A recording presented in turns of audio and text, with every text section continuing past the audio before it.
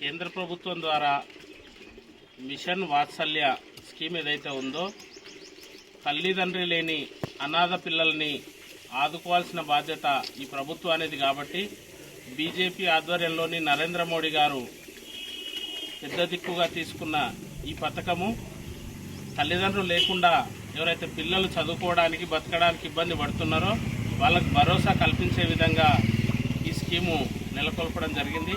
ఇక్కడ ఈ పిల్లలు ఇద్దరు కూడా తల్లిదండ్రులను కోల్పోవడంతో ప్రభుత్వ పాఠశాలలో చదువుకుంటూ జీవనానికి ఇబ్బంది పడుతున్న సమయంలో బీజేపీ నుంచి వాళ్ళకి ఈ స్కీమును అప్లై చేసి వారికి చేయడం జరిగింది. ప్రతి నెల వీరికి కొంత అమౌంట్ అకౌంట్లోకి వస్తూ ఉంది.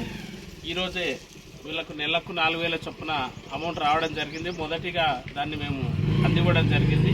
కాబట్టి కేంద్ర ప్రభుత్వం తీసుకుంటున్న పేద ప్రజల గురించి తీసుకుంటున్న ఇలాంటి పథకాలను పేద ప్రజలు ఎక్కడున్నా కూడా దీన్ని సద్వినియోగం చేసుకోవాలి.